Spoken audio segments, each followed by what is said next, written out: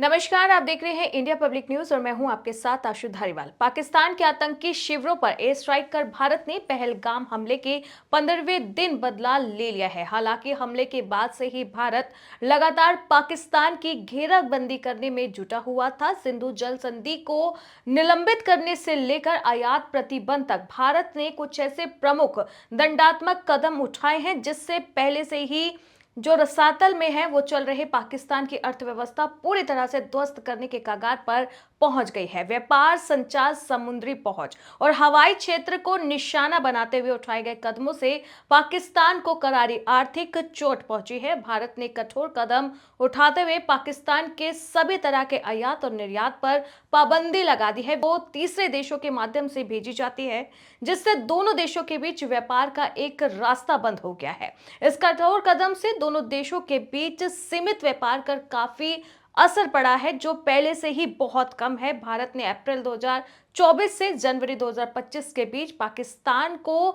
$1 अरब का सामान निर्यात किया था, जबकि आयात केवल 28 लाख डॉलर था। भारत की तरफ से उठाए गए कदमों का असर पाकिस्तान की आम जनता की अपनी सरकार के प्रति नाराजगी के रूप में अब देखने को मिल रहा है।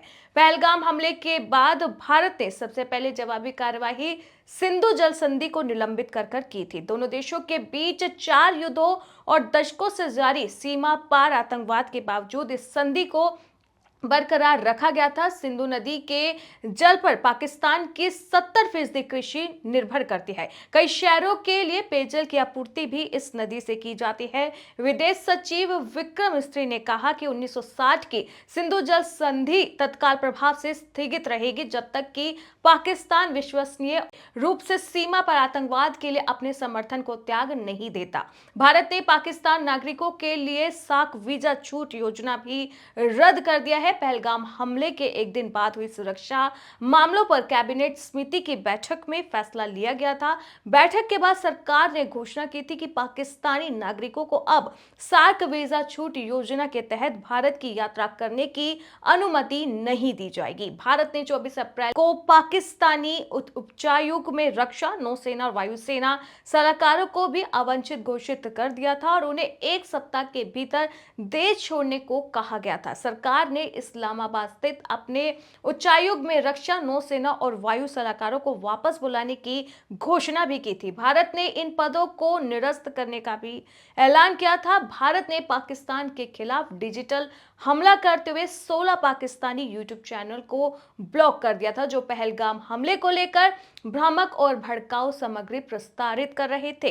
प्रतिबंधित चैनलों के कुल सब्सक्राइबर की संख्या की बात करें तो कुछ 7 करोड़ से अधिक है। इससे अतिरिक्त भारत ने पाकिस्तान के सूचना एवं प्रसारण मंत्री और रक्षा मंत्री ख्वाजा आसिफ के सोशल मीडिया को भी अकाउंट को पूरी तरह से ब्लॉक कर दिया है। हवाई क्षेत्र बंद कर दिए हैं। अटारी वाघा सीमा को बंद किया है। पाकिस्तानी जहाजों के लिए भारतीय बंदरगाह बंद कर दिए गए हैं और फिर मिशन सिंदूर सामने आया। पाकिस्तान के खिलाफ कार्रवाई करते हुए सुरक्षा बलों ने जम्मू कश्मीर में 9 आतंकियों के घरों को ध्वस्त कर दिया। इसकी शुरुआत लश्कर-ए-तैयबा के आतंकवादी आदिल अहमद ठोकर के घर से हुई, जिसके बारे में माना जाता है कि वह पहलगाम हमले में शामिल था। पुलवामा, बंदीपोरा और कुपवाड़ा में अन्य आतंकियों के घरों को भी जमींदोज कर दिया गया है।